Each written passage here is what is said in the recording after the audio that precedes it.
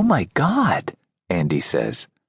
"You're going to teach Ryan Stiles how to play piano?" Settle down, girl. I said I'd think about it.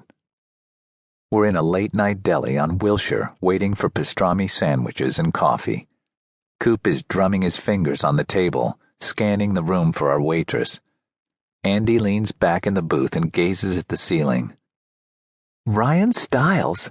I mean, he's just so dreamy," Coop offers sarcastically and catches my eye.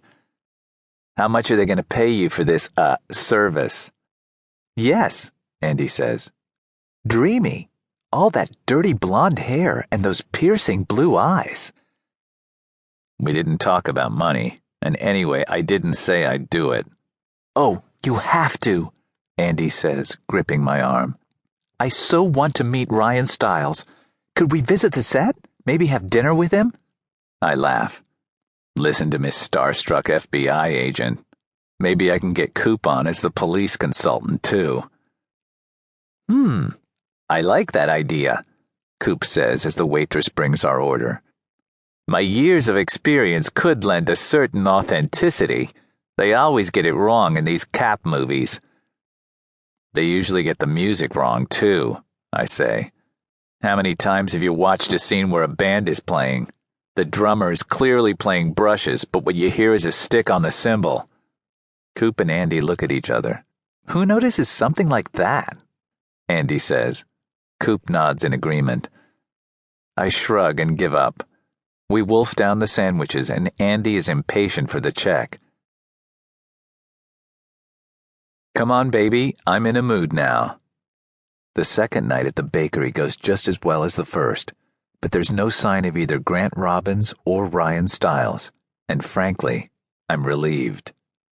On Saturday, however, I spot Robbins in a front row seat next to a man with long dark hair and even darker sunglasses. I try to ignore Robbins' presence and not think about how I'm going to tell him I'm going to pass on his proposal. I'd spent Friday browsing through some movies on the hotel's VCR while Andy was out visiting old friends from the LA bureau. Robbins was right, I thought, as I watched Martin Milner look pretty convincing as a guitarist in Sweet Smell of Success, Steve Allen as Benny Goodman, Jimmy Stewart as Glenn Miller, and Richard Gere as a trumpet player in Cotton Club. Sal Mineo playing Gene Krupa looked good, but then he actually played drums, so he had all the moves down, and it was Krupa playing on the score. I was disappointed in Spike Lee's Mo Better Blues. Denzel Washington looked like he knew his way around a trumpet, but after being beaten up, he turns up at a jazz club a year later and discovers he can't play. Wouldn't he have tried at home first? Maybe I'm just too picky. I had to admit, Forrest Whitaker was the most impressive as Charlie Parker in Bird. Who tutored him, I wondered. Probably saxophonist Lenny Niehaus, who scored most of Clint Eastwood's films. But now I lose myself in My Foolish Heart as we finish our last set at the Jazz Bakery. When I look up from the keyboard, Robbins is gone. I thank the audience once again, sorry to have the gig over. Nothing until a few days at Yoshi's in San Francisco next month. I head back to the dressing room and find Grant Robbins and the man I'd seen next to him waiting for me. The long dark hair and the sunglasses are gone. He jumps to his feet and grabs my hand, and I'm shaking hands with Ryan Stiles.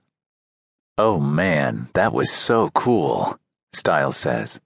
"You're even better in person than on record." He turns to Robbins. "Isn't he?" Robbins smiles. "I told you, didn't I?" Man, I can't wait to get started. What do you say, Evan? You going to do this for me? I sit down and look at them both. Up close and personal, Stiles is even more impressive. The unruly blonde hair, the glimmering blue eyes, the persuasive voice are all part of the package. He's shorter than I thought, but has a compact athlete's body. I imagine few people ever refuse to do anything Ryan Stiles wants. He's like a young Robert Redford, exuding charm, and now he's turning it all on me.